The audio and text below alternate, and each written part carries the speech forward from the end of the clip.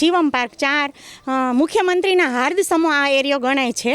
બાજુમાં જ એક શિવ મંદિર છે, એક હનુમાનજીનું મંદિર છે। વારંવાર રજૂઆત કરવા છતાં અહીંયા કચરો તેમજ ડામર રોડ તેમજ પ્રાથમિક સુવિધા જેવી કે લાઇટ, ગટર વગેરે અમને કોઈ પૂરી પાડતું નથી।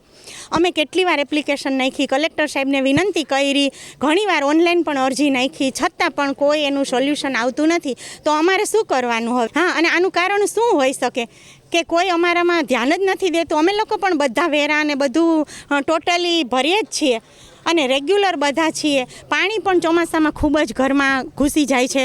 તો આ બધી બાબતોનું સોલ્યુશન લાવવા માટે સરકારશ્રીને અમે અપીલ કરીએ છીએ કે અમારી સામું કંઈક જોવો અને અમારા વિશે પણ કંઈક વિચારો। અમે પણ દેશના નાગરિક છીએ। લોકશાહી છે એનો મતલબ શું છે? છેલ્લા 10 વર્ષથી હું અહીંયા રહું છું। અમે લોકોએ પ્રાથમિક સુવિધાની માંગ કરી છે કોર્પોરેટર અને કલેક્ટરશ્રીને, પણ એ સુવિધાઓ પણ અમને પ્રોવાઈડ કરવામાં આવી નથી। દર 5 વર્ષે ખાલી પોતાનું મોઢું બતાડે કે અમને વોટ આપજો। કઈ રીતે અમે વોટ આપીએ? અમને લોકોને અમારી પ્રાથમિક સુવિધાઓ પણ અહીંયા નથી મળતી। અહીંયા કચરો છે, નથી ગટરની સુવિધા, નથી લાઇટની સુવિધા। આ માસીના હસબન્ડ અહીંયા થોડાક દિવસ પહેલાં આવતા હતા ત્યારે પડી ગયા છે।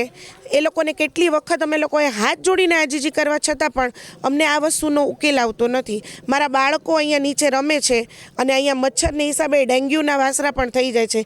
નીચેના વિસ્તારમાં રહેતી બહેનોના ઘરમાં પણ પાણી ભરાય છે ચોમાસામાં। દર વખતે અમે લોકો એને અરજી કરીએ તો આ વખતે ચૂંટણીનો માહોલ હતો એટલે કે નાનકડો કટકો અમને રોડનો બનાવી દીધો। 2 દિવસ પહેલાં અહીંયા આવ્યા હતા પ્રચાર માટે, અમે બધાએ ભેગા થઈને કીધું કે અમને રોડ બનાવી દો, તો સખત અમને મનાઈ કરી દીધી કે આ અમારા વિસ્તારમાં આવતું નથી, અમારામાં આવતું નથી એટલે અમે તમને નહીં કરી દઈએ। જો એ લોકો આવી ઘસીને ના પાડી શકતા હોય તો અમે વોટ શું કામ આપીએ અને અમે કોને વોટ આપીએ? આવી જ રીતે દરેક સરકાર જો અમને અવોઇડ કરશે તો અમે કોને વોટ આપશું?